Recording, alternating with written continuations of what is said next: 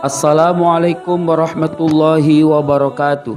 Sahabat YouTube yang beriman, inilah kisah Rasulullah Shallallahu Alaihi Wasallam singgah di Kuba dan memasuki kota Madinah.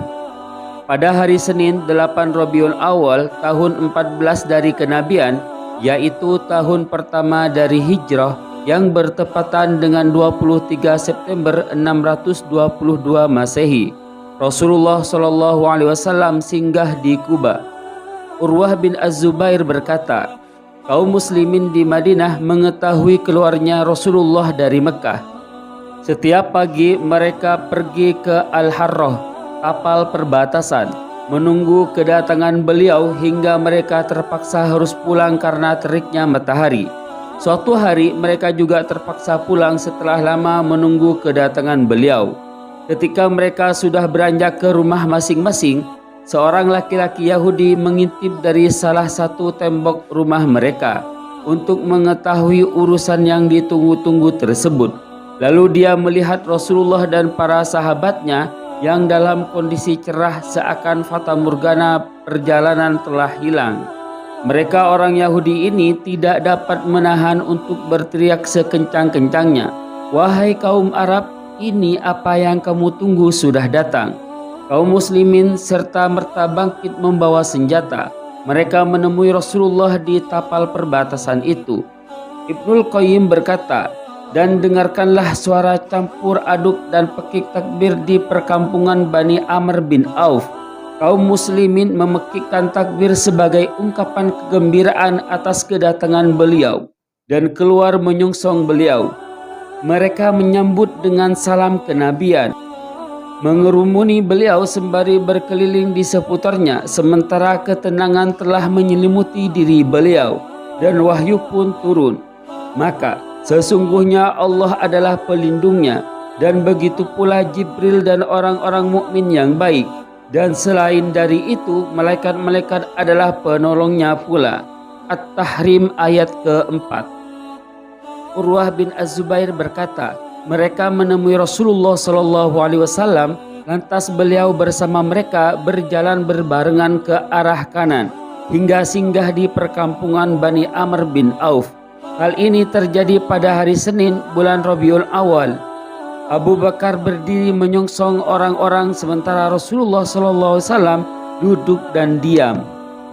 Maka orang-orang yang datang dari kalangan Ansor dan belum pernah melihat Rasulullah Shallallahu Alaihi Wasallam mengucapkan salam mendatangi Abu Bakar, yang mereka kira Rasulullah Shallallahu Alaihi Wasallam, hingga kemudian sinar matahari mengenai Rasulullah Shallallahu Alaihi Wasallam.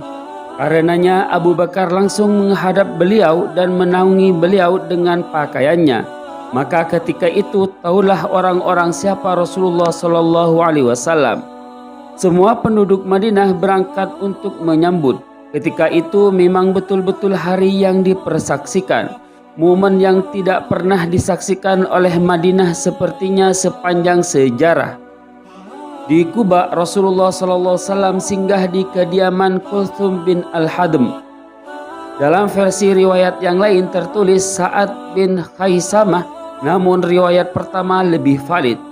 Sementara Ali bin Abi Thalib tinggal di Mekah selama 3 kali, sehingga dia bisa menggantikan Nabi Shallallahu Alaihi Wasallam dalam menunaikan titipan-titipan orang-orang yang diamanahkan kepada beliau. Kemudian barulah dia berhijrah dengan berjalan kaki hingga akhirnya berjumpa dengan keduanya di Kuba dan singgah juga di kediaman Kulthum bin Al-Hadm. Rasulullah Shallallahu Alaihi Wasallam tinggal di Kuba selama 4 hari, hari Senin, Selasa, Rabu, dan Kamis. Selama itu beliau mendirikan Masjid Kuba dan sholat di dalamnya. Inilah masjid pertama yang didirikan atas fondasi takwa setelah kenabian. Maka begitu masuk hari kelima, yakni hari Jumat, beliau berangkat lagi atas perintah Allah bersama Abu Bakar yang memboncengnya.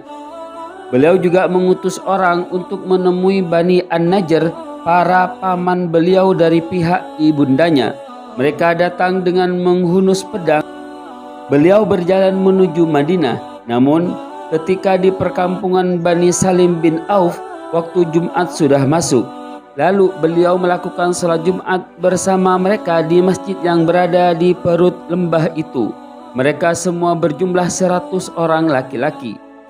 Seusai salat Jumat, Nabi SAW memasuki kota Madinah, dan dari sejak hari itu kota Yathrib dinamakan dengan Madinatul Rasul atau kota Rasulullah SAW, yang kemudian diungkapkan dengan Madinah supaya lebih ringkas. Hari itu adalah hari bersejarah yang amat agung. Rumah-rumah dan lorong-lorong ketika itu bergerumuh pekikan tahmid atau pujian dan takdis atau penyucian. Sekalipun orang-orang Ansor bukan orang-orang yang banyak hartanya, masing-masing individu bercita-cita rumahnya disinggahi oleh Rasulullah SAW. Saat melewati suatu persatu rumah, orang-orang Ansor mereka mengambil tali unta beliau. Begitu juga perbekalan, perlengkapan, senjata, dan tameng. Setiap mereka lakukan demikian, beliau selalu berkata kepada mereka, biarkan ia lewat, karena ia telah diperintahkan. Unta ini masih saja berjalan bersama Rasulullah SAW yang menungganginya hingga mencapai lokasi Masjid Nabawi sekarang ini. Lalu ia duduk sementara beliau belum turun darinya hingga ia bangkit lagi dan berjalan sedikit lagi. Kemudian ia menoleh lantas kembali lagi dan duduk di posisi semula. Barulah beliau turun darinya. Itu adalah kediaman Bani An-Najjar, para paman beliau dari pihak ibundanya. Hal tersebut merupakan taufik Allah kepada mereka. Sesungguhnya beliau sangat ingin singgah di rumah para pamannya tersebut agar dapat memuliakan mereka dengan hal itu. Orang-orang menawari Rasulullah SAW agar singgah di kediaman mereka. Lalu Abu Ayyub Al-Ansari bergegas mengambil sarung pelanah milik beliau dan membawa masuk ke rumahnya. Maka Rasulullah SAW berkata, seorang akan ikut bersama sarung pelananya. Lantas datanglah As-Sa'ad bin Zurarah sembari mengambil kendati untanya yang kebetulan berada di sisinya. Dan dalam riwayat Anas pada Sahih Al-Bukhari disebutkan, Nabi Allah SAW berkata, mana rumah keluarga kami yang lebih dekat? Maka berkatalah Abu Ayyub, aku wahai Rasulullah, ini rumahku dan ini pintunya. Kemudian dia pergi, lalu disiapkanlah untuk kami tempat tidur siang. Beliau berkata, bangunlah kalian berdua atas berkah Allah. Setelah beberapa hari, istri beliau, Saudah, dan kedua putri beliau, Fatimah dan Ummu Kulsum, tiba di Madinah bersama Usamah bin Zaid dan Ummu Aiman. Selain membawa Abdullah bin Abu Bakar beserta keluarga besar Abu Bakar, di antaranya Aisyah juga berangkat bersama dan tiba di Madinah. Sementara itu Zainab masih tinggal bersama Abul As, suaminya. Dia tidak dapat berangkat hingga usai perang Badar, barulah dapat melakukannya. Aisyah menuturkan, ketika Rasulullah SAW tiba di Madinah, Abu Bakar dan Bilal diserang sakit. Lalu aku mengunjungi keduanya sembari berkata, wahai ayahanda, bagaimana keadaanmu? Wahai Bilal, bagaimana keadaanmu? Aisyah berkata, lalu aku mendatangi Rasulullah dan mengabarkan keadaan tersebut. Beliau bersabda, ya Allah, anugerahilah kecintaan terhadap Madinah kepada kami, sebagaimana kecintaan kami kepada Mekah, bahkan lebih dari itu lagi. Jadilah ia tempat yang sehat, berkahilah Soh dan Mot tempat timbangan penduduknya, serta pindahkanlah penyakit demam yang ada di dalamnya ke Juhfah. Hingga di sini berakhirlah suatu bagian dari kehidupan Rasulullah SAW dan merupakan akhir separuh dakwah Islam.